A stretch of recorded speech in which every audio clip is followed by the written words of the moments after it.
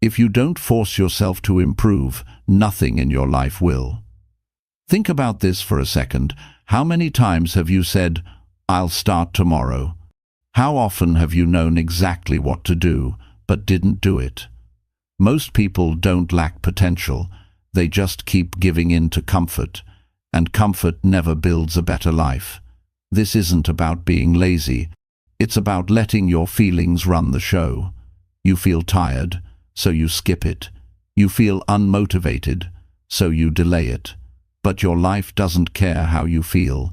It only reflects what you do. This video is real. It's for people who are tired of falling back into the same habits.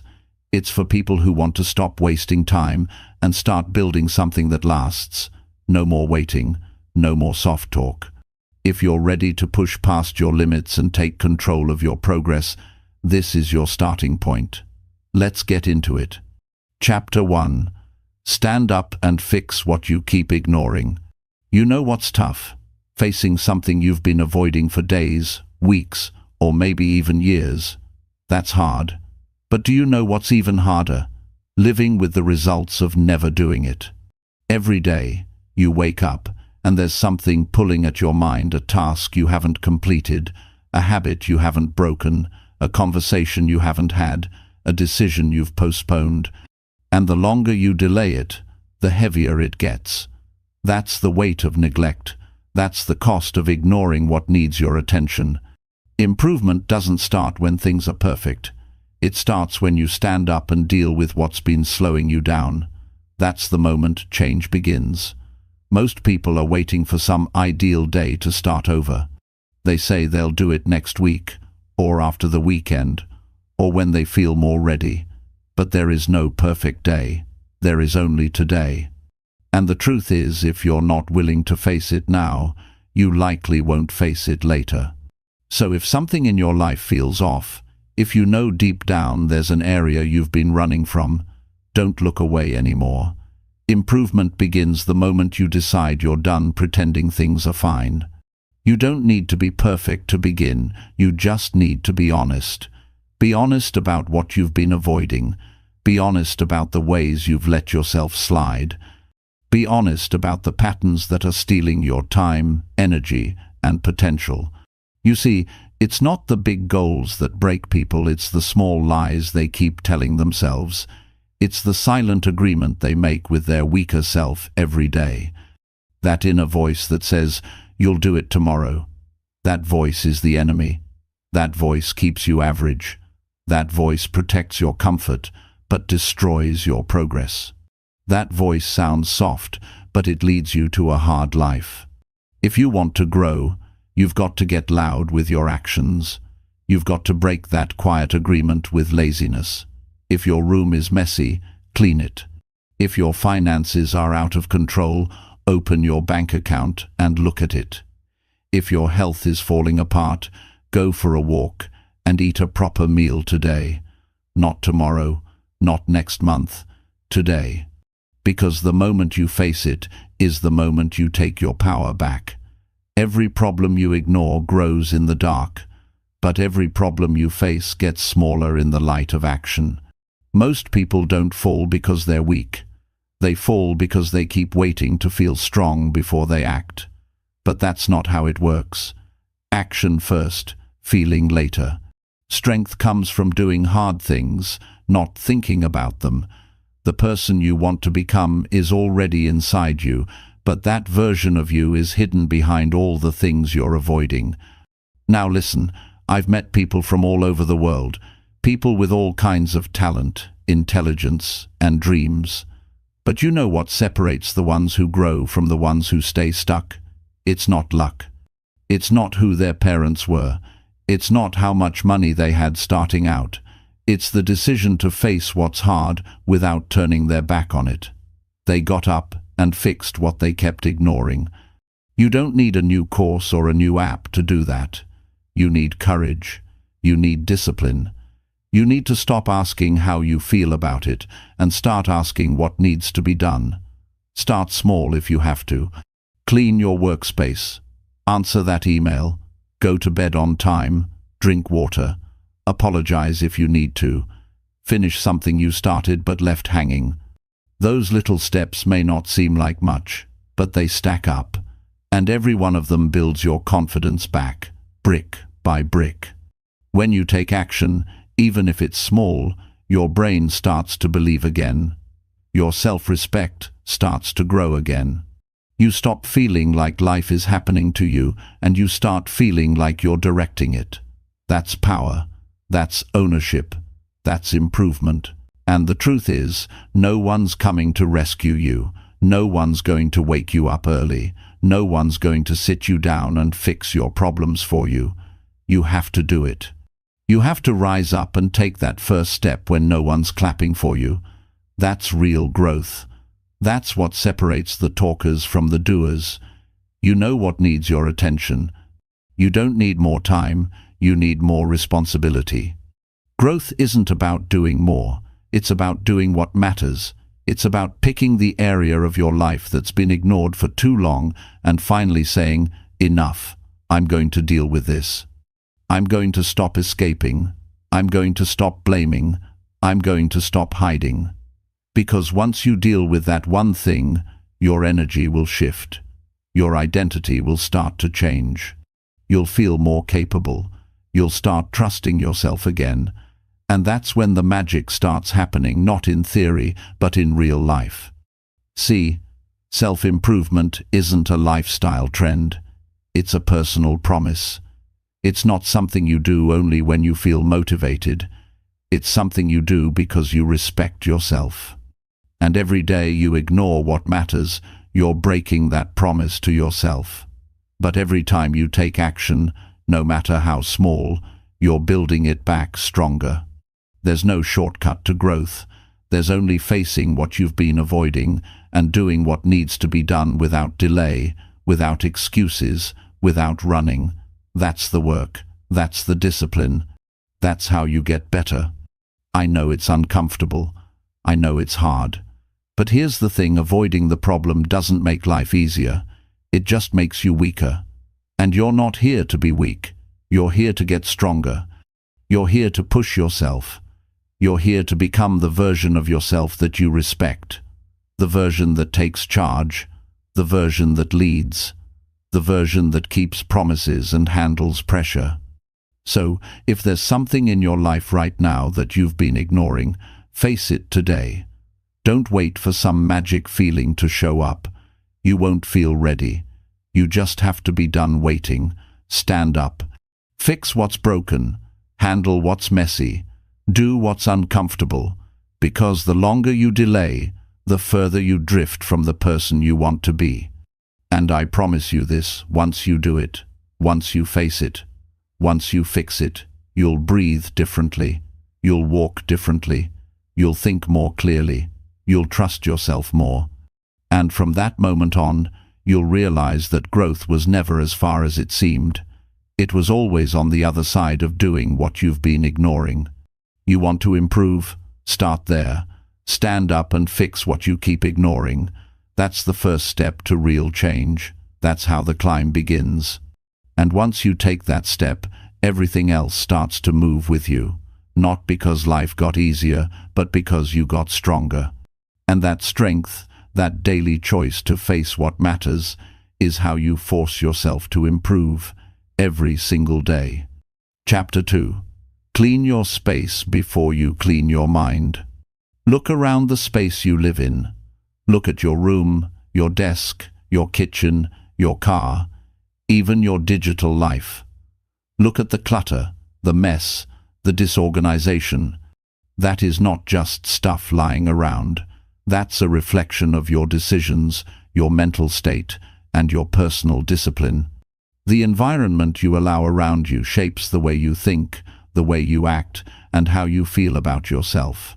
You can't build a strong, focused mind in the middle of chaos.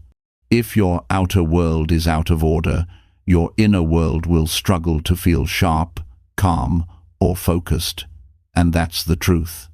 People say they want clarity, peace, motivation, energy. But it's hard to have those things when you're waking up in a room full of clothes on the floor, cups on the table, tasks undone, and random papers piled up. You can't expect your mind to be clear when your environment keeps reminding you of everything you haven't handled. That silent stress builds up. It becomes mental noise. And every day you ignore it, it chips away at your focus, your motivation, your power.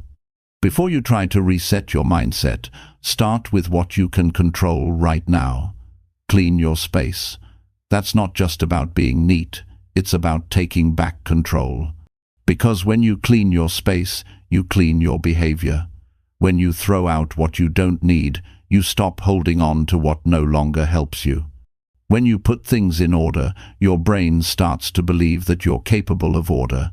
It believes that you can fix things. It sees action, and action is the foundation of improvement. No one feels powerful in a mess. No one sits in a dirty space and says, "I feel unstoppable." That's because we're wired to respond to our surroundings. And when you live in clutter, it trains your brain to tolerate confusion and delay action. You stop seeing what needs to be done. You start accepting that the pile in the corner will stay there. And slowly, that acceptance becomes your standard. You stop reacting to it because you've trained yourself to ignore it. And that mindset leaks into everything else. You delay things. You accept low standards. You leave things half-finished. You start living in a cycle of tolerating what you know you should fix. So the first step to getting your life together is to take responsibility for what's around you. You don't need money to clean your space. You don't need a self-help book or a planner or a perfect routine. You just need to get up and start removing the things that don't belong. Throw away the trash. Wipe the surfaces. Organize your workspace. Make your bed. Fold your clothes. It's not about impressing anyone. It's about showing yourself that you have the discipline to create a better environment. And here's what most people don't realize: cleaning your space builds momentum. You start with one drawer, and it leads to the closet. You clean your room, and suddenly you want to go for a walk. You finish a task, and now your mind feels sharper. That's how it starts. One action leads to another. That's how you build movement. That's how you break the mental fog. Not by sitting and waiting to feel better, but by doing something small that leads to something big. Cleaning also gives you space to think. When your surroundings are clean, you can focus better. Your thoughts aren't competing with the mess. Your brain isn't drained by all the visual reminders of what you've ignored. You can breathe better. You feel lighter. That's not an illusion. That's your mind finally getting a break from carrying the weight of the unfinished. And it's not just about physical space. Clean your phone, delete the apps you don't use, clear out the emails that don't matter, unfollow accounts that drain your energy. When your digital world is chaotic, it pulls your mind in 100 directions. You're trying to focus, but your phone is buzzing, your tabs are open, your photos are full of screenshots and junk. That's not harmless, it's a constant stream of noise. And noise makes it harder to think, harder to focus, harder to stay consistent. You want a better life? Start by cleaning the life you already have. Because the truth is, if you don't respect what you have, you won't respect what's coming next. A person who can't manage a messy room will struggle to manage a business, a team, a dream. Because the habits are the same. Either you fix what's broken or you look away. Either you take ownership or you avoid responsibility. It starts small, but it always shows up later in big ways. People talk about feeling stuck. They say they're unmotivated or depressed or overwhelmed. And yes, those are real and serious feelings. But many times, the first thing they need isn't a deep talk or a new idea. It's a reset, a return to order, a space that reflects their intention to move forward. Because when you clean your space, you give yourself permission to show up fully again. You stop living in yesterday's mess. You start living in today's possibilities. This is about identity. When you keep your space clean, you're telling yourself, "I care, I matter. My goals matter. My energy matters. That message gets repeated every day when you walk into a space you've taken care of. And that builds self-respect. Self-respect creates discipline. Discipline creates results. And results create change. On the flip side, if you keep ignoring your environment, your mind starts believing that you're not serious about change. It believes that you're okay with how things are. That belief becomes a story, and that story becomes your identity. The more you accept mess, the more you become someone who lives in it physically and mentally. It's not about being obsessive or perfect. It's about being intentional. You don't need to deep clean your whole life in one day. You just need to start. Pick a small corner. Handle one drawer. Fold what's been sitting for too long. Organize one folder on your computer. The goal isn't to impress others. The goal is to prove to yourself that you can handle responsibility, because that proof stacks up. It changes how you speak, how you walk, how you think. It sharpens your mind. People are looking for motivation. But motivation comes after you act, not before. You don't wait until you feel like cleaning. You clean, and then the feeling of control starts to rise again. You clean, and you begin to think clearer. You clean, and you get that little win that leads to the next one. If your space is clean, your priorities become clearer. You're not distracted by junk, not pulled away by disorder. You sit down to work and there's space to breathe. You go to sleep and your room feels calm. You wake up and you're not starting the day already behind. That peace matters. That sense of control matters. So don't underestimate it. This isn't about being tidy. It's about becoming someone who takes action, someone who values their space, their mind, their time, someone who doesn't tolerate unnecessary stress, someone who handles what needs to be handled without needing applause or permission. You'll notice the difference. You'll feel it in your mood, in your energy, in the way you talk to people, because how you do the small things starts to shape how you do everything. And when you take the time to clean your space, you're training yourself to fix, organize, manage, and lead. That's improvement. That's personal growth. That's how you become stronger. If you want to move forward in life, you have to clear the path. Clean up the old before you chase the new. Take ownership of where you live, how you live, and what you allow around you. Your environment is either pushing you forward or holding you back.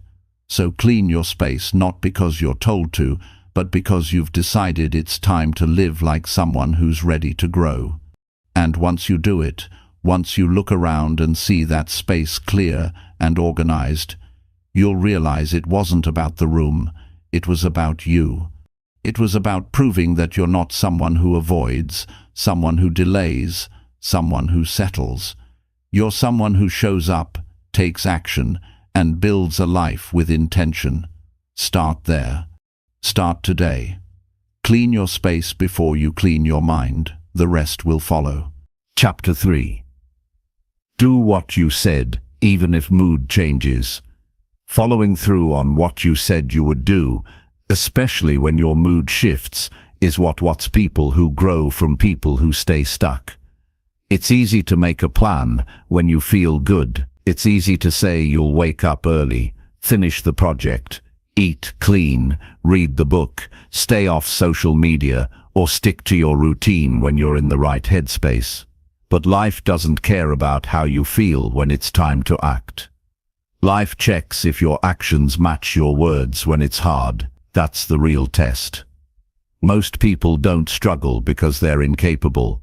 They struggle because they don't follow through. Once their emotions change, they let a mood decide whether or not they'll honor their commitment. But growth begins when you stop asking how you feel and start remembering what you said.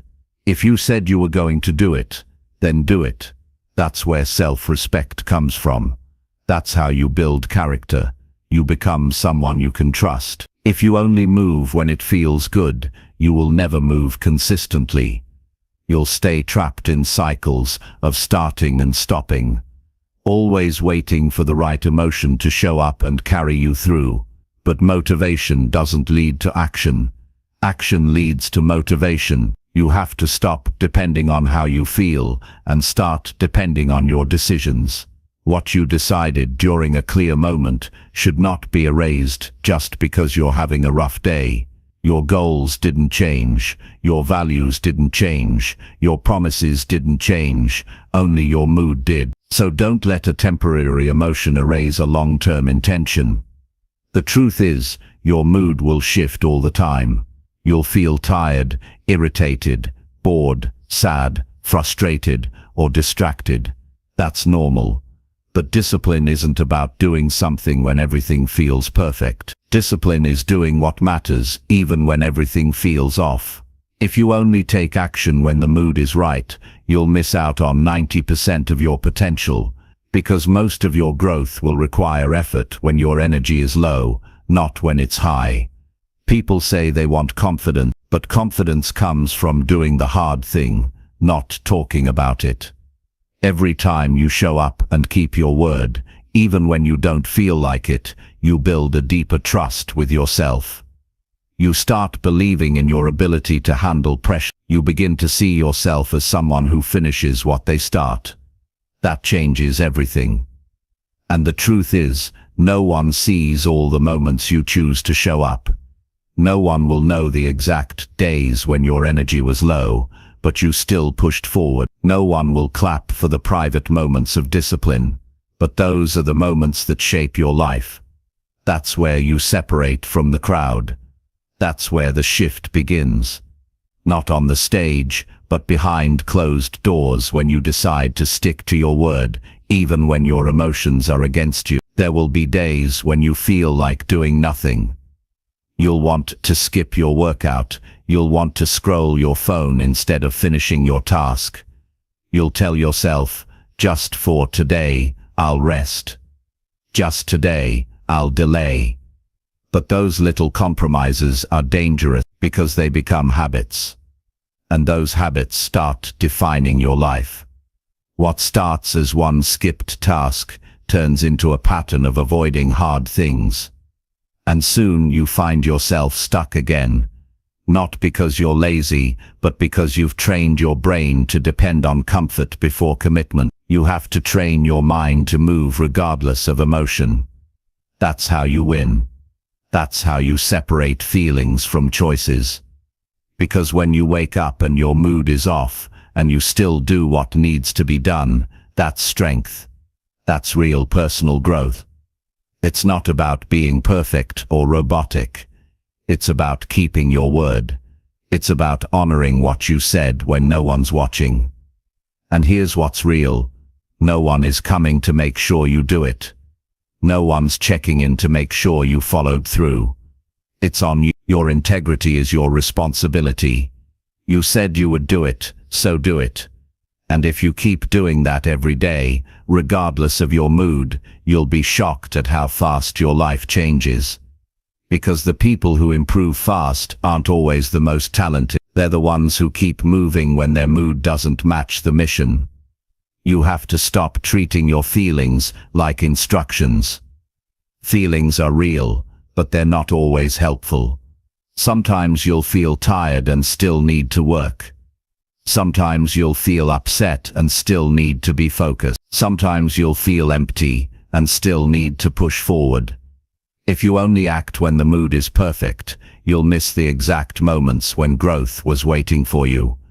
If you want your life to change, you must become someone who does hard things in quiet moments. You must become someone who sees a task through, not because it's fun, but because it's necessary. You build that identity by doing what you said, regardless of how you feel about it later. That's where your power lives, in the ability to stay loyal to the vision you chose on day 1, even when day 30 feels completely different. When you live like this, people will notice, not because you brag, but because your actions are consistent. You'll start carrying yourself differently. You'll speak with more conviction. You'll stop needing others to push you, because you've learned how to push yourself. That's what happens when your words and actions line up. You feel aligned. You feel clear. You feel strong. Don't get it wrong, this isn't about becoming emotionless. You're human. You will feel all sorts of things. But feelings are temporary, and your life is shaped by what you do repeatedly, not by what you feel temporarily.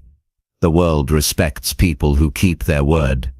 And more importantly, you will start to respect yourself on a new level, because you'll know, deep down, that your results came from doing what most people avoid. Think about all the times you've said you'd start something. And think about how many times you've let your mood decide whether or not it happened. You don't need another restart. You need to become someone who finishes. And finishing starts with honoring what you said, regardless of how your emotions try to interrupt. When you make a plan, lock it in. When you set a goal, don't revisit it every time you're tired. When you commit to a habit, follow through even when no one's checking. Because every time you keep a promise to yourself, you rise. Every time you finish something you started, you grow. Every time you act without relying on motivation, you level up your identity. You won't always feel ready. You won't always feel good. You won't always feel motivated. But you can always choose to follow through. That's your power. That's your edge. That's what creates real momentum. Start paying attention to the little things. If you said you'd read, read. If you said you'd go to the gym, if you said you'd stop procrastinating, then act now. These small moments of integrity shape everything. They teach your brain that your word means something. They show your nervous system that action is the default, not delay. And over time, that changes how you respond to every challenge. You'll still have emotions, but your emotions won't control your life anymore. You'll feel tired and still work. You'll feel nervous and still speak. You'll feel bored and still show up. That's growth. That's freedom. That's becoming the version of yourself who lives with intention, not reaction. So the next time your mood shifts, don't follow it. Remember what you said. Remember what matters. Remember why you started. And do the thing anyway, because the real you, the strong you, the focused you, that version of you lives on the other side of keeping your word even when your mood says stop. That's how you take control of your life. That's how you build unstoppable momentum. That's how you force yourself to improve. By doing what you said, every single time, especially when it's hard. Especially when the mood changes. Because that's the difference between those who wish for a better life and those who actually create one. Chapter 4. Talk to yourself like someone who wants better. The way you speak to yourself matters more than you think. Most people walk around all day with a voice inside their head that does more damage than any outside criticism ever could. It's quiet, it's constant, and it shapes how they feel, what they believe, and what they do. That voice either builds you or breaks you. And the truth is, for many people that voice has been tearing them down for years. Every time they make a mistake, that voice jumps in. Every time they fall short, that voice shows up. It reminds them of their failures, their past, their doubts, and their fears. It doesn't guide them forward. It keeps them stuck. You can't grow if you're always tearing yourself down. You can't push forward if the first thing you hear in your mind is you can't do this or you're not good enough. That becomes the barrier between who you are and who you could be. If you want better for your life, you have to start talking to yourself like someone who wants better. You can't treat yourself like an enemy and expect to succeed. That doesn't mean lying to yourself or pretending everything is perfect. It means being honest, but also being supportive. It means holding yourself accountable but doing it from a place of belief, not shame. Imagine you were mentoring someone who truly wanted to grow. Would you speak to them the way you speak to yourself? Would you criticize them for every flaw, remind them of every failure, and crush their confidence before they even start? Or would you encourage them, give them direction, and remind them of their potential? Now ask yourself, why don't you do the same for you? The words you say inside matter. They shape your attitude. They influence your energy. They guide your choices. If you keep telling yourself that you always mess up, that you'll never change, that it's too late, or that you're not good enough, you're building a mental environment that makes growth impossible. And you don't even realize you're doing it because it feels normal. But just because it's normal doesn't mean it's right. And just because it's familiar doesn't mean it's helpful. Start becoming aware of how you talk to yourself when things go wrong. Pay attention to your inner language when you feel behind, when you make a mistake, when you fall off track. Are you being the kind of person you'd trust for support? Or are you making it harder for yourself to keep going? Growth doesn't come from beating yourself up. It comes from understanding your behavior and giving yourself direction. It comes from seeing where you went wrong and giving yourself a plan to move forward, not punishment, but purpose. You need that voice inside to become a coach, not a critic. You need to stop feeding yourself negativity and start feeding yourself belief. You don't have to fake confidence. You just have to stop programming your mind with doubt. You do that by changing your self-talk, by interrupting those automatic phrases that keep playing in your mind. When you hear yourself say, "I always quit," replace it with, "I'm learning how to stay consistent." When you hear, "I'll never change," replace it with, "I'm building new habits every day." These aren't empty words, they're commands to your brain. They're mental shifts. They redirect your attention. They open a different path. People think affirmations are cheesy, but the truth is, we're all using affirmations. We just call them thoughts. If you repeat to yourself all day that you're lazy, that you're behind, that you're stuck, then you're affirming your limitations. You're locking yourself into that identity. But if you start choosing words that lead you somewhere better, everything begins to shift. You start acting different because you feel different. And you feel different because you think different. It's not magic, it's psychology, it's habit, it's repetition. You can train your mind just like you train your body. But you have to start small and be consistent. Start by noticing when you talk down to yourself. Catch it in the moment. Don't let it slide. Call it out. Replace it. Speak words that challenge you, but also support you. You don't need to be soft. You need to be real.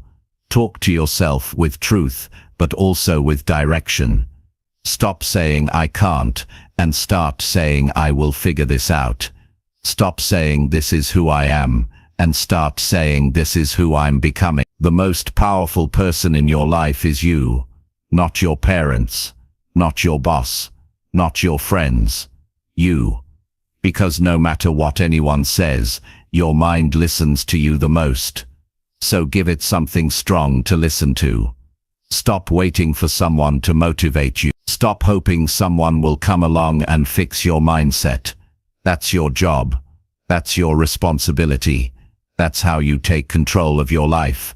This isn't about being overly positive or pretending to be happy all the time. It's about being intentional with your words, because the words you speak internally form the beliefs that drive your behavior. And if your beliefs are broken, your actions will never be consistent. Fix the way you speak to yourself, and you'll fix the way you show up in life. Start today. Don't wait for some special moment. Begin with the next thought that enters your mind. If it's negative, challenge it. If it's limiting, replace it. You have that power. You're not a slave to your thoughts. You're the one creating them. And that means you can choose better ones. Your brain believes what you tell it repeatedly. If you tell it you're stuck, it finds proof. If you tell it you're improving, It looks for ways to grow. It doesn't care what's true. It cares what's repeated.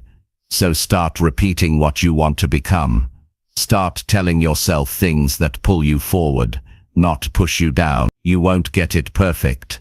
You'll have bad days. You'll still doubt yourself sometimes. But the more you practice, the stronger that voice becomes. Over time, that new voice becomes your default. And when that happens, everything changes. You start to trust yourself more. You take more risks. You stop needing validation. You stop fearing failure. Because now when things go wrong, your mind doesn't say you're a failure. It says, this is a lesson. It doesn't say you can't handle this. It says, you've been through worse. That's the voice you need. That's the voice that creates progress. So if you want better, start sounding like someone who wants better. Cut out the self-hate. Remove the sarcasm. Stop calling yourself names. That's not toughness. That's self-destruction. Be firm, but fair. Be honest, but hopeful. Talk to yourself like someone who believes you can grow. Because you can. But only if you give yourself permission to try again. Only if you stop tearing yourself down every time you slip. Only if you build a mindset that allows you to get up, instead of staying stuck. You don't have to wait for a new year or a new month to change how you talk to yourself. You can begin right now. You can decide that your inner voice is going to become your biggest support system. That it's going to guide you, not block you. That it's going to challenge you but never belittle you. Improvement doesn't just come from changing what you do. It comes from changing how you speak, how you think, how you respond to yourself when things get hard. It comes from building an inner dialogue that pushes you forward instead of pulling you down. That's what real strength looks like. Not pretending to be fun, but choosing to speak to yourself like someone who wants more out of life and is willing to build it one thought, one word, one belief at a time. Chapter 5. Stop scrolling and do one useful thing now. Look at your phone. How many hours have disappeared into it today? Be honest. Not just the time spent on actual tasks, but the time you wasted swiping, scrolling, watching, tapping, refreshing. You're not alone. Millions of people around the world are losing their days, one scroll at a time. They're not lazy, they're not broken, but they are distracted. And distraction is stealing their potential quietly, slowly, and with their permission. You think you're just killing a few minutes, you think it's harmless. But those few minutes add up. 10 minutes in the morning, 20 during lunch, 40 before bed. Suddenly it's 3 hours, and what do you have to show for it? Nothing that moves your life forward. Nothing that makes you stronger. Nothing that gives you clarity. Just more noise, more content, more other people's opinions, more things you didn't need to see and didn't benefit from knowing. Every time you scroll without purpose, you're trading your attention for nothing. Your brain gets a little hit of stimulation, but your life doesn't get better. You don't get closer to your goals. You don't solve your problems. You don't build anything that matters. You just pass time, and time is not something you get back. Time is not refillable. Once it's gone, it's gone. You can't earn it again. You can't download it. You can't get a refund. That's why wasting it is one of the most dangerous habits you can build. And what makes it worse is that it feels so normal. Everyone's doing it. You see people in restaurants, in meetings, walking on the street, even in bed next to the people they love, staring at screens, swiping through content that means absolutely nothing. No purpose, no gain, just passive consumption. And what happens when you live like that long enough? You start to lose the ability to focus. You lose the energy to do deep work. You lose the hunger to take action. Your mind becomes used to reacting instead of creating. And slowly, you lose momentum in your own life. You know what you should be doing. There's something right now that could move your life in a better direction. Maybe it's organizing your space. Maybe it's planning your day. Maybe it's calling someone you've been avoiding. Maybe it's working on that idea you keep thinking about but never starting. You know what it is, but instead of doing it, you reach for your phone. You scroll. You delay. You distract yourself from responsibility. And then you wonder why nothing's changing. The truth is, you don't need more motivation. You don't need another video or another quote. You need to stop scrolling and do one useful thing now, not later. Now. That one thing can be small, but it must be useful. It must matter. It must make you better. Because action creates progress, and progress creates energy. And energy pulls you forward. Scrolling doesn't do that. It just pauses your life while you watch others live theirs. People say they feel tired all the time, but they're not physically tired. They're mentally drained. Not because they worked too hard, but because they didn't work at all.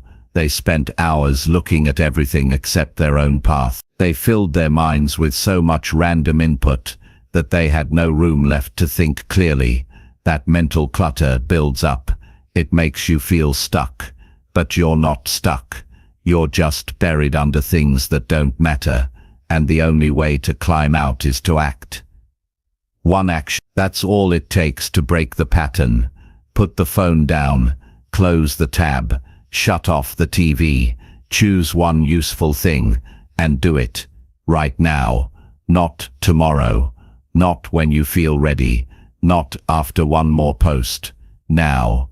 Because the longer you wait, the heavier it gets, the harder it becomes to move. But if you act immediately, even with something small, you create a shift. That shift is powerful. It tells your brain you're not a slave to distraction. It reminds you that you're in control. It gives you a reason to keep going. And the best part is, once you do one useful thing, it's easier to do another. Momentum begins, and momentum is what turns days around. It's what pulls you out of a slump. It's what gets you back on track. Your future is being shaped by what you do now. Every scroll, every delay, every wasted minute is a brick in the wall that's blocking your potential. You can't say you want to improve and keep doing things that hold you back. It doesn't work like that. Improvement starts when you stop lying to yourself, when you stop saying just 5 more minutes, and instead say I'm done wasting time. This isn't about quitting technology or never using social media again. It's about control. It's about self-respect. It's about deciding that your time is valuable and you're not going to give it away for free to things that don't help you grow. You need to treat your attention like it's your most valuable resource, because it is. Whatever grabs it is shaping you. So be intentional, be protective, be ruthless about what you allow to pull your focus. If you're tired of feeling behind, if you're sick of wasting days, if you know deep down you could be doing more, then start now. Don't make it complicated. Don't overthink it. Just stop scrolling and do one useful thing. Wash the dishes, plan your schedule, take a walk, read one page, write down your goals, respond to that message, clear your inbox. One thing, that's it. And once you're done, do the next, and the next, and the next. The more you practice this, the easier it gets. You train your mind to stay present. You train your willpower to stay strong.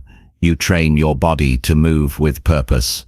And that training carries over into every area of life. You become more disciplined at work. You become more focused in conversations. You become more intentional with your time. And people notice. You start standing out, not because you're louder, but because you're clear. You're not scattered. You're not distracted. You're grounded in action. You want to build a better life. Then stop using your free time to avoid. Stop drowning your energy in entertainment that doesn't move you forward.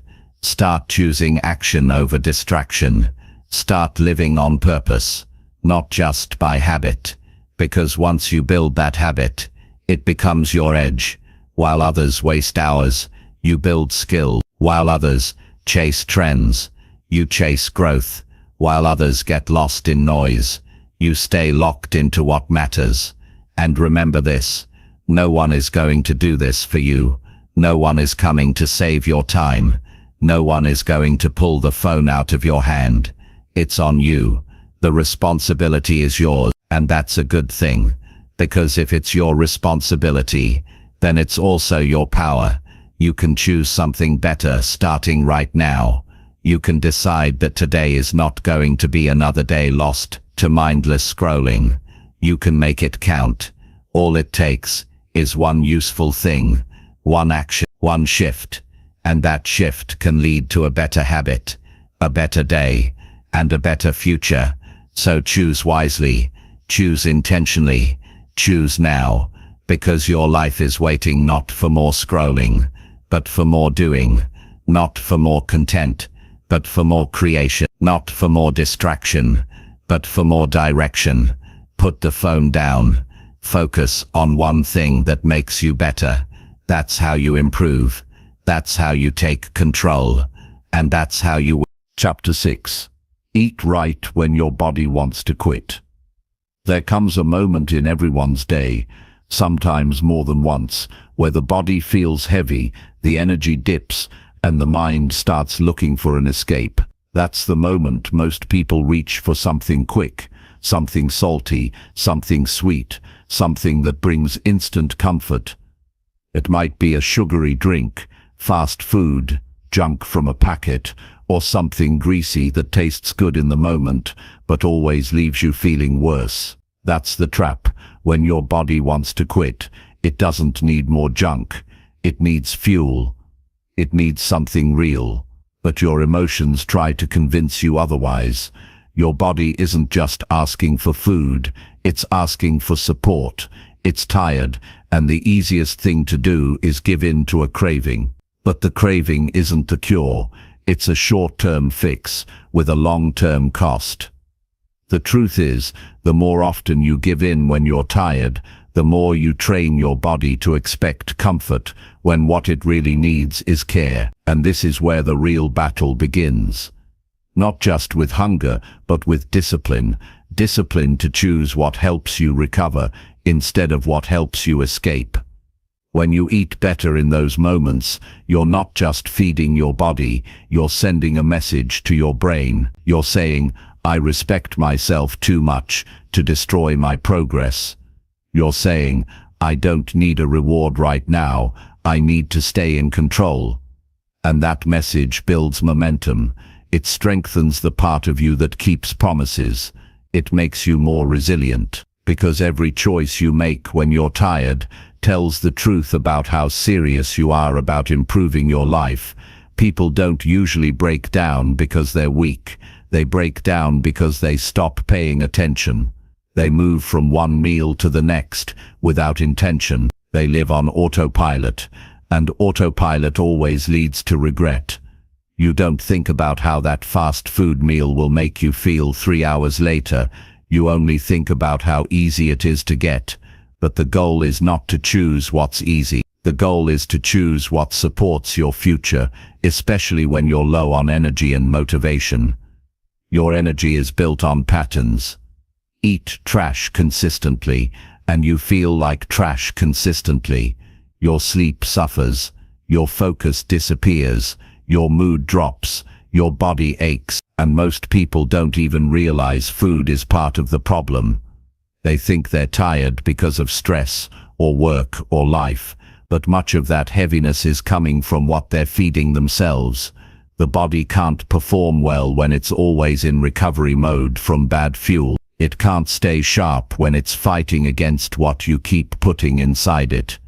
You don't need to follow a perfect diet to feel better. You don't need to turn into a nutrition expert overnight. But you do need to wake up to the fact that what you eat is either helping you or hurting you. And when you're in the middle of a slump, when everything feels off, the worst thing you can do is reach for something that makes the slump even worse. That's the exact moment you need to step up and feed yourself with purpose. Eating right when your body wants to quit isn't just about food, it's about mindset. It's about treating yourself like someone who matters, someone who deserves good energy, someone who needs to stay sharp, someone who has things to build, goals to chase, and a future worth protecting. You don't feed a machine garbage and expect it to run well. Why would you treat yourself with less care than that? One of the biggest lies people tell themselves is that they'll start eating better when life calms down. But life doesn't calm down, and discipline doesn't grow in ideal conditions. It grows in pressure, in fatigue. In real life, you don't learn how to eat right when you feel good. You learn when you feel drained and still choose to eat clean.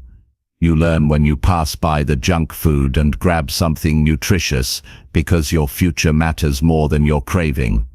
This isn't about being extreme, it's about being consistent. One meal can shift your mood. One meal can change your energy. One meal can remind you that you're in control. It's easy to throw away an entire day just because you slipped once. But that's a mindset problem, not a food problem. You don't fix a mistake by repeating it, you fix it by choosing better next time. And that next time might be the very next meal. You have to train yourself to see food as fuel, not therapy. You're not fixing your stress with sugar, you're numbing it. And when the sugar crash hits, the stress is still there, only now you feel worse, and now you've built the habit of escaping instead of solving. But when you choose a better option, something simple and clean, something that gives your body the nutrients it actually needs, you start taking your power back. You start showing up differently. Improving your life doesn't happen in big dramatic moments. It happens in the small, quiet choices you make every day. Like what you eat when no one is watching. Like what you reach for when you're running on low. Like how you handle your nutrition when you feel like giving up. Those choices stack. They create a foundation. And over time, they shape how you think, how you move, and how you live. There are going to be days when your energy crashes. That's not failure. That's human. But what you do in those moments decides what happens next. Do you feed the crash with more poison? Or do you feed it with fuel that brings you back stronger? That decision is always yours. And the more often you make the right one, the easier it becomes. Don't let your feelings decide your food. Let your goals do that. Let your priorities lead. Let your commitment to growth be the voice that guides you in the kitchen, at the store, at the drive-thru. Even if you're busy, even if you're tired, there's always a better choice, and the better choice doesn't have to be perfect. It just has to be intentional. It just has to support your energy, not sabotage it. And here's what's real. Eating right doesn't just help your body, it sharpens your mind. It clears your focus. It lifts your mood. It gives you stamina. It makes you think better, react faster, and feel more confident. Because when your body is fueled right, your entire system works better. That's what most people never experience, how good they could actually feel if they stopped feeding themselves like they didn't care. You have to care. You have to take it seriously. You have to look at food as a tool. You wouldn't pour soda into a car engine and expect it to run. Stop doing that to yourself. Respect your system. Respect your future. Respect your energy.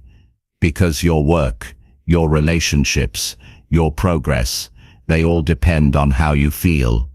And how you feel is shaped by how you eat. There will be moments when your emotions scream for comfort. You'll want chips, sweets, soda, fast food, and it'll feel like a reward. But it's not a reward if it ruins your momentum. It's not a reward if it leaves you feeling worse. Start rewarding yourself with strength, with control, with discipline.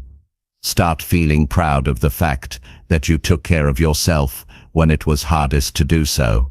This is the moment where you decide what kind of person you're becoming. Someone who gives in when it's hard, or someone who steps up and feeds their future. Someone who uses food as a drug, or someone who uses it as fuel. That decision is made meal by meal, day by day, moment by moment. And every time you choose right, you build that identity.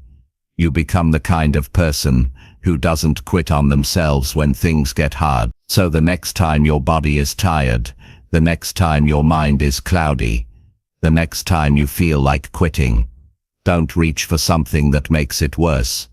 Reach for something that makes you stronger. Eat like your goals depend on it, because they do. Eat like your energy matters, because it does. Eat like you're going somewhere important, because you are. That's how you improve, not just in what you do, but in how you treat yourself when your energy runs low. Eat right when your body wants to quit. That's discipline. That's growth.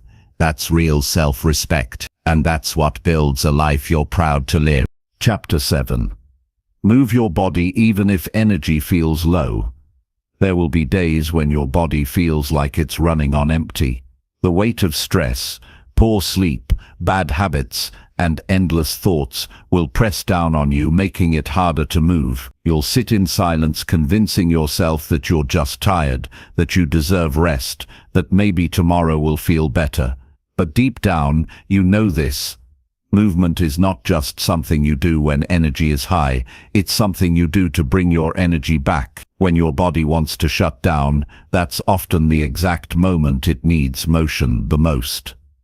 You don't have to be full of energy to start, you just need to begin with whatever strength you have.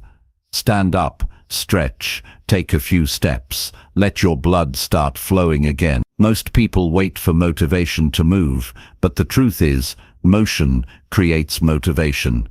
You don't move because you're ready, you move to become ready. The body responds to activity, it wakes up when you show it that you're still in charge. Energy doesn't come from sitting still all day. It doesn't come from laying on the couch, hoping you'll suddenly feel inspired. It comes from breaking the inertia. That initial push feels hard, it feels heavy. But the moment you take the first step, physically or mentally, you interrupt the spiral. That interruption is power. That's momentum starting to build, even if it's small. Most people don't need a 2-hour workout, they don't need a perfect gym session, they just need to move. They need to remind their body that it was built to be used. Your body is not meant to stay still for hours while your mind races. That's a recipe for anxiety, fatigue, and frustration. Movement is one of the simplest ways to reset your entire system. It gets you back into your body, out of your head, and into action. There's a mental wall that forms when energy is low. You start telling yourself that movement will only make things worse, that rest is the smarter choice. But there's a difference between recovery and avoidance. Resting when you're genuinely drained is smart, but lying down all day because you don't feel like facing life, that's a slow death to your discipline. That's where people fall behind, not from exhaustion, but from overthinking their way into inaction. You need to remember that movement doesn't just shift your physical state, it affects your mindset. When your muscles move, your brain wakes up, your posture improves, your breathing deepens, your blood circulates better, your focus sharpens, even your emotional state improves. There's science behind it. But more than science, there's life experience. You've felt it before, that walk you didn't want to take but felt better after. That stretch you forced yourself into that somehow cleared your mind. That small workout that gave you clarity when everything else felt stuck. Those are not coincidences, that's proof. You don't need to feel great to move, you need to move to feel better. Waiting for the perfect mood is how you waste days. and once a day is wasted, it's gone. But if you move even a little, that day gets reclaimed. You earn it back. One walk, one round of push-ups, one set of squats, one full body stretch. That's all it takes to begin. This is about responsibility. You're responsible for how you feel, and one of the tools you have is movement. Use it. Don't surrender to tiredness without asking yourself, did I move today? Have I done anything that supports my energy instead of draining it? The answer is often no, and that's why you feel heavy. Not because something is wrong with you, but because your body hasn't had a chance to activate the systems that were designed to carry you forward. You don't need to go to a gym. You don't need fancy equipment. Your body is the tool. Use it. Wake it up. Honor it by putting it in motion, especially when it resists. Resistance is a sign that movement is necessary. That stiffness you feel, that's not laziness. That's your body asking for attention. Give it what it needs. Respect it by not ignoring the signal. Think about the long-term cost of ignoring physical movement. You feel more fatigued. You become more mentally sluggish. You start losing the sharpness in your decisions. You get moody.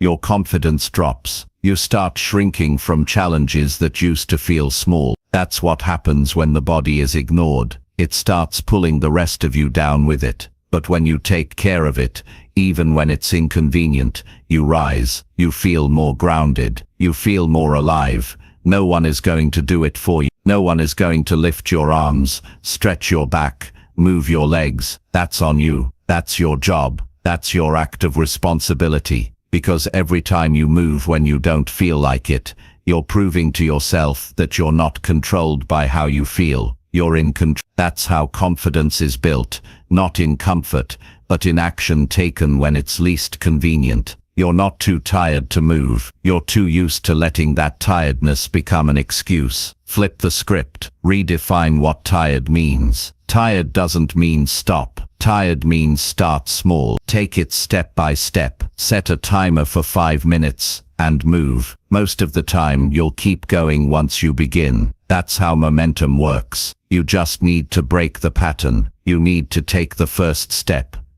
Don't make it complicated. Stretch for 5 minutes. Do a short walk around your house. Stand up and do basic movements. Shake out the tension. Roll your shoulders. Move your neck. Breathe deeply. These things seem small, but they bring life back into a day that feels flat. You do it once. You remember how much power you actually have. You do it every day. You become someone who doesn't quit on themselves just because they're tired. Tiredness is not the enemy. Stagnation is, because when you stop moving, everything slows down. Your ideas, your creativity, your optimism, your strength. You were not designed for stillness. You were designed for growth. Growth only happens in motion. There's also a mental battle in the background you don't always see. When you choose movement over comfort, you win that battle. You tell your mind, I'm not here to wait, I'm here to act. And that message rewires everything. You stop looking for the perfect moment. You start creating it. You stop asking for permission to feel better. You start giving it to yourself through action. You'll notice the shift. It won't take long. Move your body and your thinking clears up. Move your body and your mood stabilizes. Move your body and your sense of control returns. It's simple, but it's powerful. You don't need more advice. You don't need a new strategy. You just need to move when you don't feel like it. This habit, once built, will save you in difficult times. It will carry you through fatigue, uncertainty, pressure, and low motivation. It becomes your anchor. It becomes your default response to difficulty. Don't freeze. Don't hide.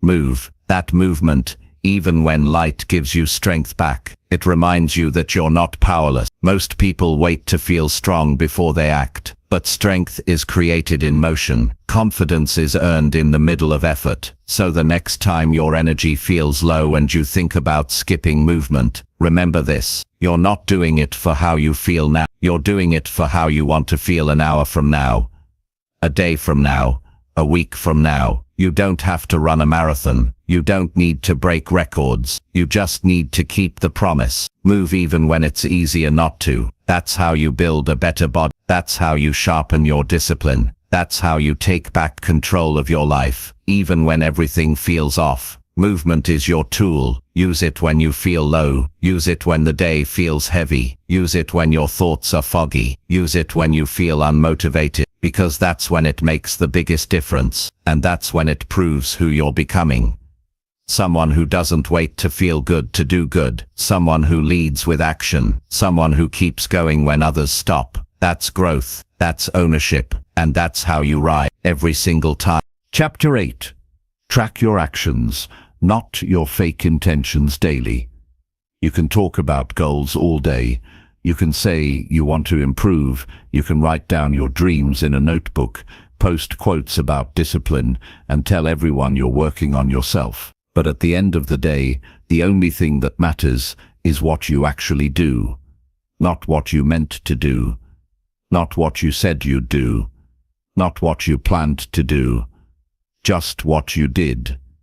Your actions are the truth. Your intentions are only real when they show up in your behavior. Everything else is just noise. Every day, people wake up with good intentions. They say, "Today I'm going to eat clean, work hard, stay focused, stop wasting time," and then they go back to the same distractions, the same delays, the same weak habits. They tell themselves they'll do it tomorrow. They promise themselves they'll get serious soon. But days turn into weeks, and weeks turn into months. Nothing changes, not because they didn't want it, but because they never measured whether or not they acted on it. This is where most people get stuck. They confuse intention with action. They feel good about setting a goal and think that's progress. But goals don't mean anything without movement. You don't get stronger by thinking about working out. You don't build skills by planning to learn. You don't create change by wishing for it. You grow by doing. And doing means tracking what's real. Tracking what actually happened, not what you hoped would happen. If you're serious about improving, you need to keep a record of your actions, not your thoughts, not your feelings, your actions. What did you do today that made you better? What did you avoid? What did you finish? What did you ignore? Those answers will tell you everything about your growth. Your journal should not be filled with inspirational words. It should be filled with evidence. Evidence that you showed up, evidence that you followed through, evidence that you moved forward, or evidence that you didn't. This is not about guilt, it's about clarity. When you track your actions, you remove the guesswork. You stop lying to yourself. You stop overestimating your progress. You stop hiding behind the illusion of effort. It becomes simple. Either you did it or you didn't. And that kind of honesty is hard. But it's necessary, because until you face the truth of your behavior, you'll stay stuck in the story of your intentions. People love to say, "I'm trying," but trying isn't the same as doing. Trying is vague. Trying is soft. Doing is clear. Doing is measurable. Either you made the call or you didn't. Either you showed up or you didn't. Either you stuck to the plan or you didn't. No more maybes.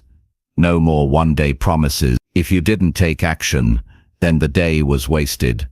And that's not to make you feel bad. That's to wake you up. There's something powerful about writing things down.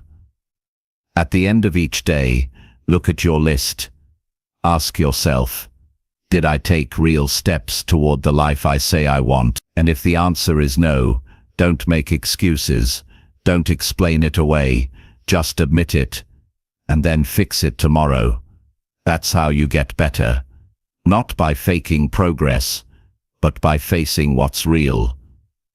Intentions don't build discipline, habits do, and habits are built through repeated actions, not repeated thoughts. You can't improve if your daily effort is based on how you feel or what you hope to do. You need something solid, something you can look at, something you can measure. That's why tracking matters, because what gets measured gets managed, and what gets managed gets improved. You don't need a fancy system. You don't need an app. You don't need color-coded charts. You just need a pen and some honesty. Write down what you actually did, not what you planned, not what you thought about, what you did. If your list is short, that's okay. If it's messy, that's fine. But it needs to be real, because when it's real, it's useful. Your progress is built on consistency, not bursts of inspiration, and consistency is built through awareness. If you don't track your actions, how do you know if you're consistent? How do you know if you're improving? You don't. You guess. You hope. And that's why so many people feel lost. They don't feel progress because they never see it. They never measure it. They just chase the next motivational boost and wonder why they're still in the same place. Real discipline starts with observation.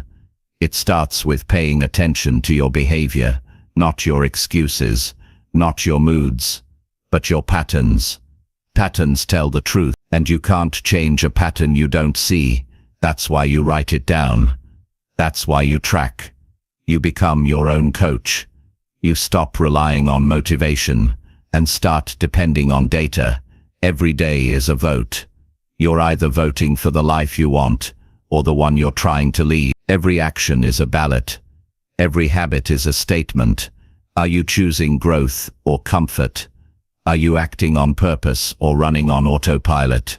Your answers live in your actions, not your words. Start treating your day like it matters, because it does. Start looking at time like it's valuable, because it is. You don't have forever. You don't have unlimited chances. Every day you delay your actions is a day you're further from your potential.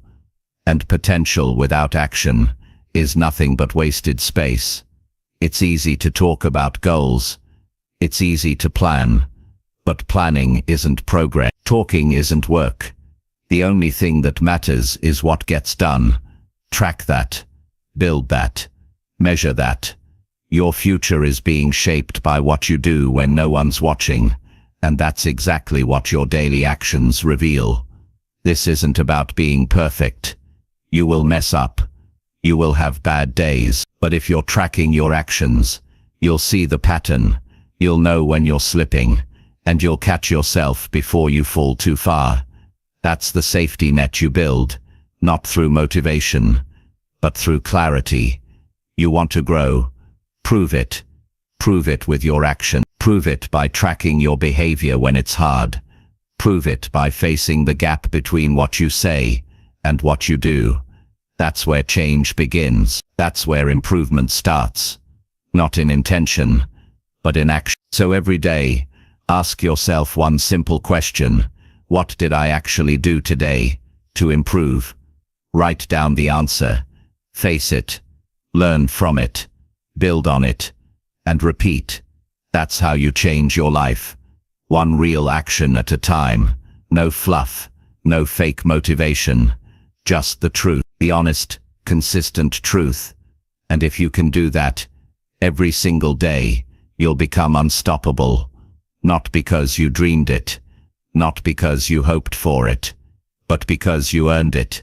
One tracked action at a time. Chapter 9. Look in the mirror and tell the truth. Stand in front of the mirror, not to fix your hair, not to adjust your clothes, not to check your face. Stand there to face the one person who knows the full truth about you. No filters, no performances, no distractions, just you and your reflection. This is not about appearance. This is about honesty. This is about accountability. Because growth begins when you stop lying to yourself. You can pretend to the world.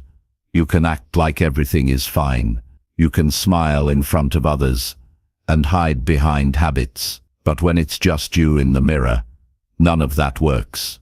That reflection doesn't care about your excuses. It doesn't listen to your stories. It doesn't applaud your intentions. It shows you what is.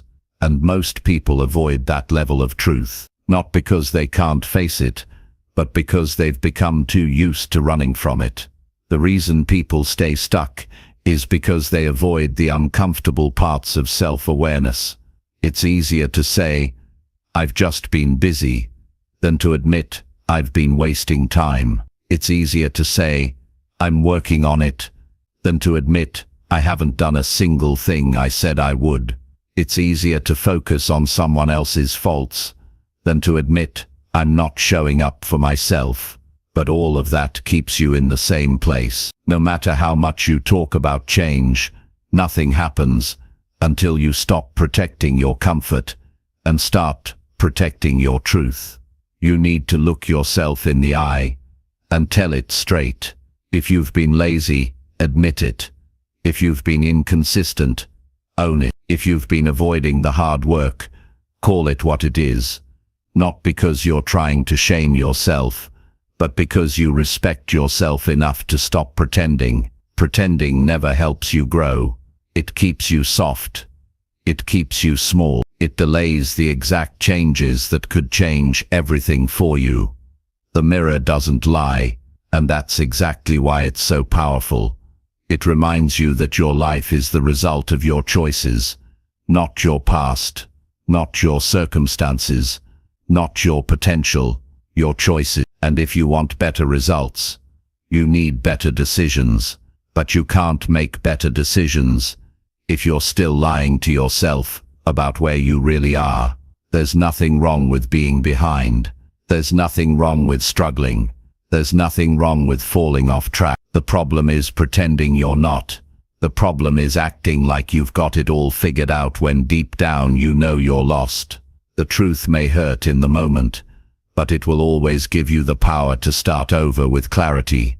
Lies may feel good for a second, but they leave you trapped. You need to build the habit of facing yourself daily, not once in a while, not when things fall apart.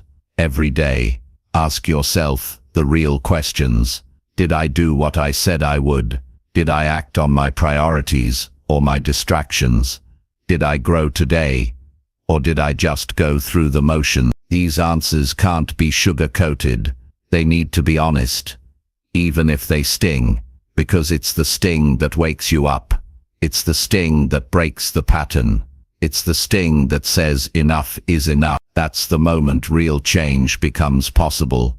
Not when you're inspired, but when you're honest. And you can only get that honesty from yourself, not from a book, not from a podcast, not from advice.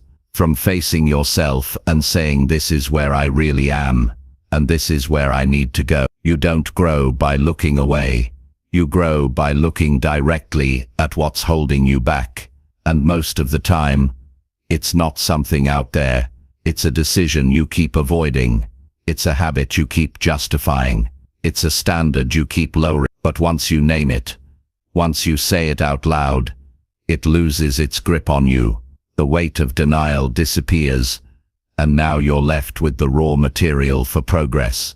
There's no need to be cruel to yourself, but you do need to be clear. Being kind doesn't mean making excuses. It means telling yourself the truth, so you can move forward. It means respecting yourself enough to stop hiding. It means holding yourself to the standard you say you want.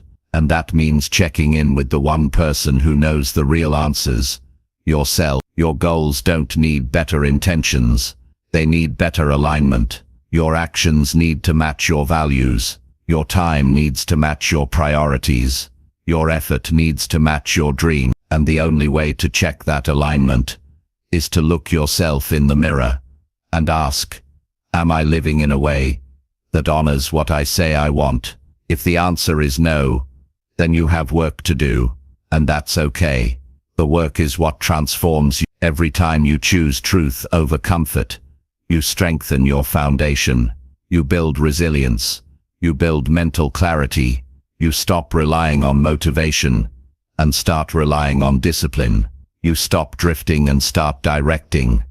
But none of that happens without a daily moment of truth. That moment when you hold yourself accountable, not for punishment, but for progress.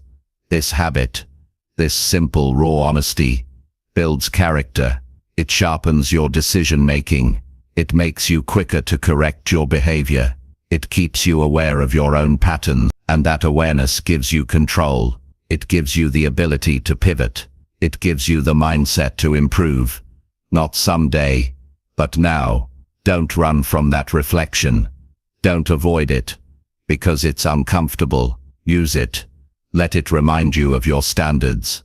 Let it reflect the areas you've improved. Let it highlight the gaps you need to close. That mirror isn't your enemy. It's your checkpoint. It's your compass. And the more often you use it with honesty, the more progress you make. There will be days when you don't like what you see. That's part of growth. You're not always going to be proud. You're not always going to be on point. But if you're honest about it, you're still on the right path. Because truth leads to course correction, and correction leads to better results. One of the most dangerous habits in personal growth is pretending you're improving when you're not. That illusion gives you just enough satisfaction to stop trying. But your future doesn't need illusions. It needs action, and action starts with truth. So stand there, look yourself in the eye, check the truth, not to break yourself, but to build yourself, not to shame yourself, but to sharpen yourself, not to stay stuck, but to move forward. Say what needs to be said, admit what needs to be fixed, recognize what needs to change, and then go do it. Because once you've told yourself the truth, there's no room left for lies, only room for movement, only room for work, only room for progress. And that's how you grow, not by hoping, not by pretending, but by being brutally honest, consistently, even when it's hard, especially when it's hard, because that honesty, practiced daily, becomes your edge, it becomes your fuel, and it becomes the foundation for everything you're trying to build. That's where strength starts, right there in the mirror. Face it, tell the truth, and use it to rise. Chapter 10. Stop negotiating with your weakness every single day. There's a moment that shows up in every day, sometimes right when you wake up, sometimes when it's time to start, sometimes when no one's watching. In that moment, there's a voice inside that tries to cut deals with you. It whispers things like, just skip it today, or you've done enough, or you can always start fresh tomorrow. That voice isn't your friend. That voice is weakness, trying to convince you that comfort is more important than commitment. And every time you listen, you train yourself to step back instead of stepping up. Weakness doesn't knock on the door and announce itself. It shows up disguised as logic, as a soft excuse, as a temporary delay. But it's not temporary. The more you entertain it, the more it becomes your default. The more you negotiate with it, the more you believe that it's okay to fall short. That becomes your habit. That becomes your identity. And soon, you don't even notice it anymore. You think you're tired. You think you're overwhelmed. But what's really happening is you've gotten used to letting weakness make your choices for you. You have to cut that off. You have to get to a place where the decision is already made, where there is no debate. You said you'd do it, so you do it. You said you'd finish, so you finish. You don't ask yourself if you feel like it. You don't weigh the pros and cons. You don't pause to consider an easier option. You act. You move. You execute. Not because it's easy, but because that's the only way to build strength. Discipline doesn't grow by chance. It grows by repetition. Every time you say no to weakness, you say yes to your potential. And that yes adds up. It builds trust. It sharpens your thinking. It makes your standards real. But if you keep opening the door to doubt, to hesitation, to softness, then you're building the opposite. You're reinforcing inconsistency. You're feeding the part of you that doesn't want to grow. Weakness will always give you reasons. It's too early. It's too late. You're too tired. You had a long day. You deserve a break. It's just one time. And it sounds reasonable, but every time you accept those reasons, you give up a piece of your edge. And in time, you stop expecting anything from yourself.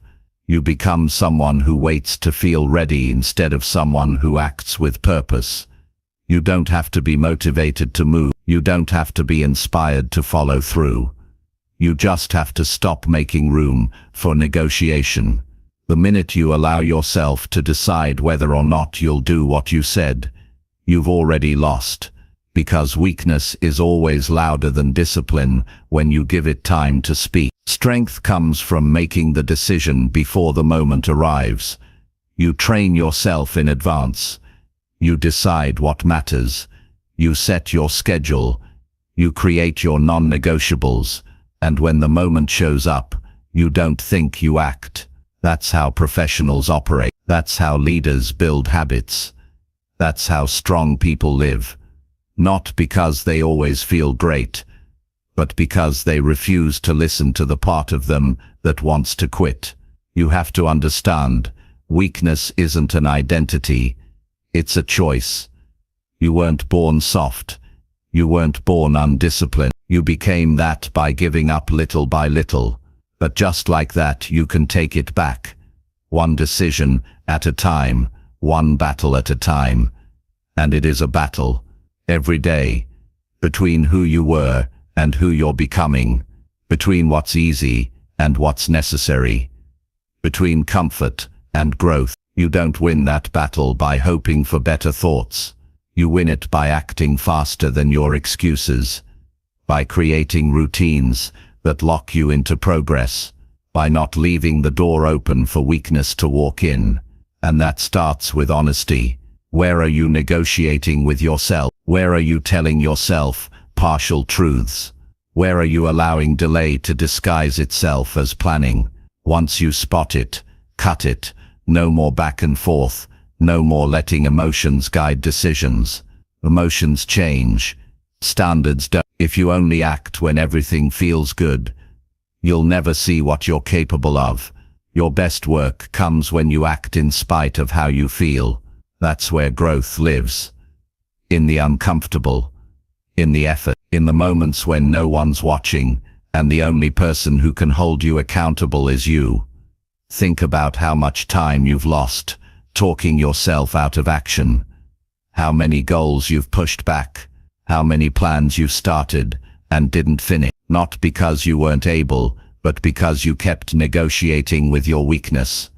Every skipped task, every delayed start, every lazy excuse. It all adds up, but so does the opposite.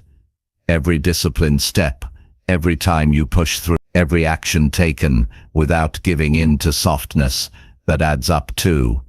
And that's what turns average into exceptional. There's a part of you that knows what needs to be done. It doesn't need more motivation. It needs more commitment. It needs fewer escape routes. It needs you to take the option to quit off the table completely. That's how you become someone different. Not by dreaming, not by hoping, but by removing the choice to back down. That's real strength. Not loud, not flashy, just solid, quiet, consistent. And when you stop negotiating with your weakness, you feel it. You walk taller. You speak with more certainty. You carry yourself differently. Because now you trust yourself. You know you won't fold when it's hard. You know you don't need ideal conditions to show up. You know your word means something. That's not just discipline. That's power. That's how confidence is built. Through action repeated, without excuse. You don't have to fix everything in one day. But you have to stop giving yourself reasons to stay the same. That means getting uncomfortable. That means choosing what pushes you forward over what feels good right now. That means doing what matters, even when your mood says otherwise. This is not about being perfect. You will slip. You will get tired. But the difference now is that you no longer enter into discussion with the voice that says give up. You hear it, but you don't respond. You move anyway. You work anyway. You finish anyway. That's how momentum is built, through consistency, through ownership, through refusing to settle for anything less than your best effort. Every day, the choice is yours. Feed your weakness, or feed your strength. Give in to excuses, or rise above them. Listen to fear, or act through it. No one else can make that choice for you. But once you make it, once you choose to stop negotiating, everything begins to change. Not instantly, but steadily. Day by day. Action by action. Your goals don't care how you feel. They care what you do. Your future doesn't need more conversations about what you might do. It needs execution. It needs action taken when it's hard.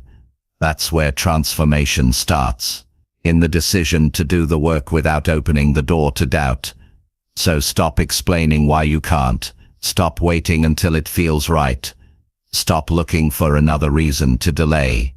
Decide who you want to be, and act like it. No debate. No negotiation. Just action. Over and over. Until discipline becomes normal. Until the voice of weakness gets quieter. Until progress becomes your new standard. And when that becomes your way of living, you won't need motivation anymore. You'll be powered by consistency. You'll be led by your own example. And you'll become the kind of person who doesn't back down. Not because life is easy, but because you made a choice long ago to stop negotiating with anything that weakens you. That's how you grow. That's how you improve. That's how you win every single day.